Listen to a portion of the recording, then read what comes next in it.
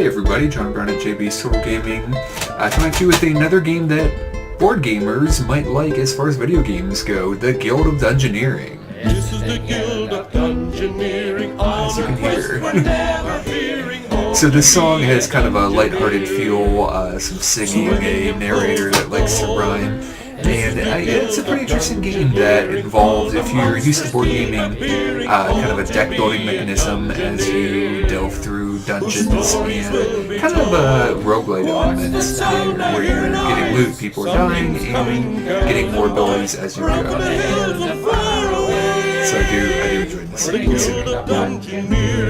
Alright, so let's go ahead. I've played a few missions and unlocked some stuff. When you start out, you're basically going to have this chump guy that has a basic deck, and I've lost a few characters along the way, a couple of chumps and a cat burglar, whatever. So they're basically, you just start with the one room, but then as you go get gold, you can expand your guild. You can get things that give you kind of a bonus. You can have one bonus that your characters can start with. You can unlock cards that you can get throughout the game, and unlock classes. So the first class I unlocked is the cat burglar. They basically get more choices, and each character is going to start with their own deck and their own special abilities. So the cat burglar gets to look at one more treasure card whenever they level up, when they choose, and then this is their starting deck. Each character is going to have a different starting deck and different abilities. But let's go ahead and show you how the game plays and actually go exploring. So this is the base level dungeon we started with, and then we get to choose different missions, and a lot of the missions are, you know, you do one mission in the dungeon and then it leads to the next one. So we started this one and did the first part of this orc quest, and we're going to enter the dungeon with our cat burglar, and then we build a room that allows us to have this blessing. You can go in with one blessing. We have +1 health just for the first 2 fights, but that's nice because let me tell you, you can die in the first few fights.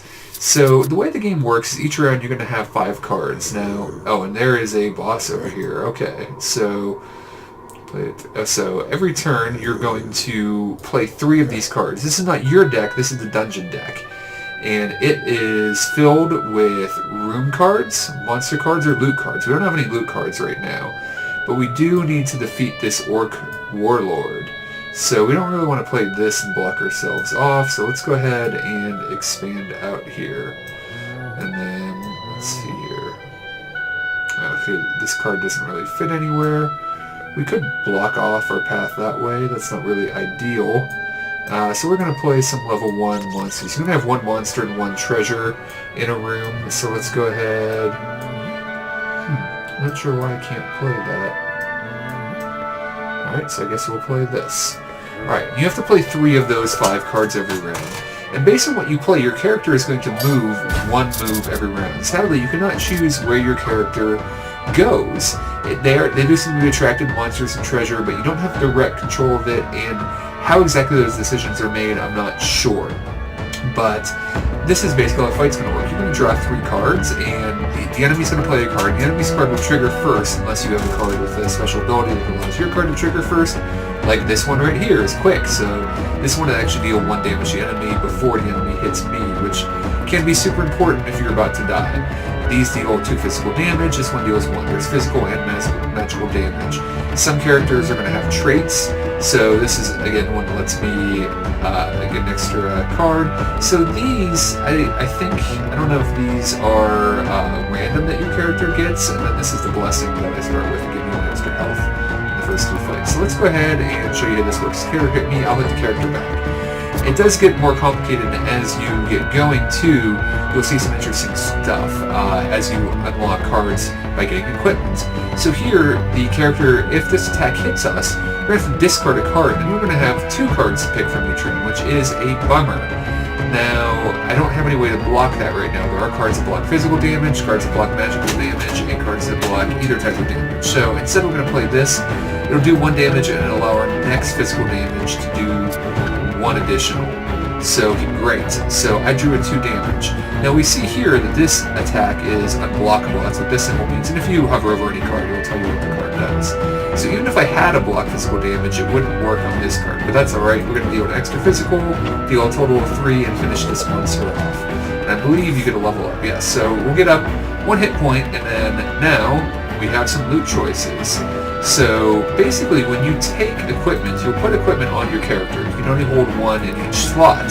So if you get one that you already have, you can replace it, but then you'll lose the cards basically you get from that equipment. So this will allow us to do a quick attack and draw a card, which is nice.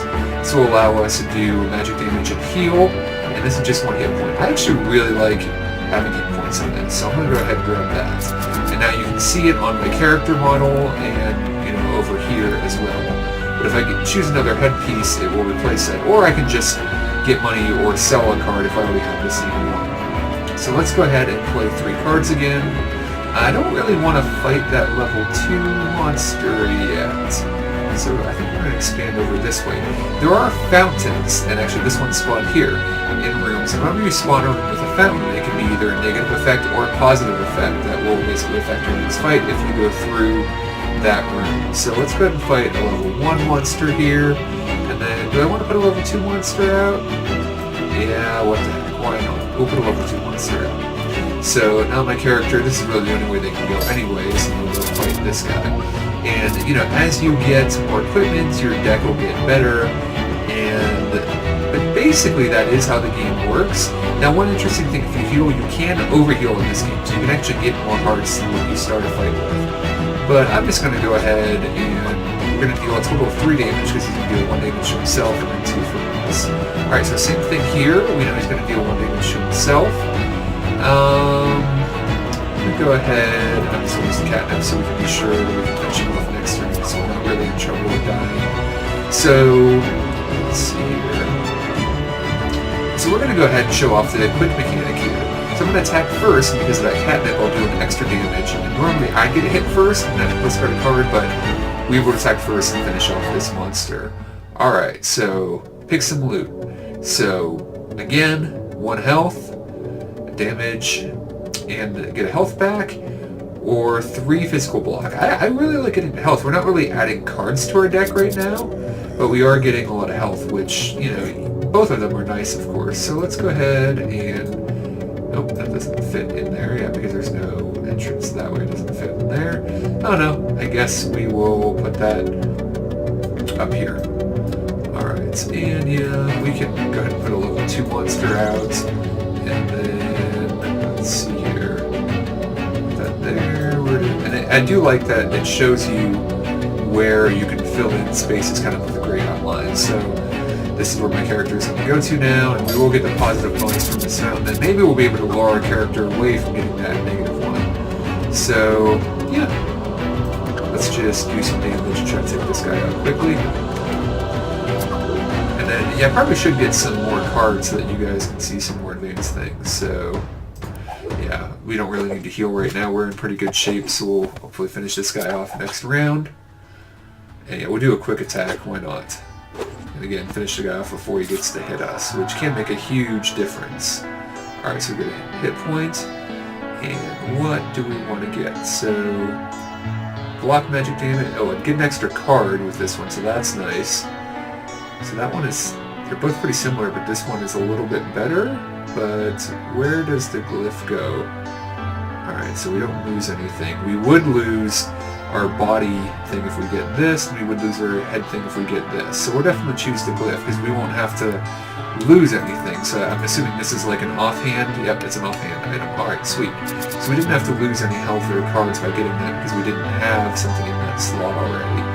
So our character wants to go that way. Can we lure our character? Sweet, we can lure our character away from this negative fountain right now. And then we'll play... we'll play some more level 2 monsters. I think we can defeat them pretty easily. Alright, and like I said, I don't understand what makes a character go to a certain place. I know they do tend to go towards monsters and treasures if they have that choice. What makes them choose one thing over another, I'm not really sure. Alright, so let's do some damage. Right now I'm just trying to get my character as leveled up as possible before I have to fight the boss. So bring character down to just 1, we should be able to... This is actually going really well. It is entirely possible to die in the first fight in this game. There is definitely some randomness to the game. Alright, so... let's see what we want to take. So I could just take some gold. You know, I already have this. I'm just going to sell this. I really don't particularly love any of those options, so you don't have to take one of the loot cards if you don't want to. So let's go ahead and put some rooms out.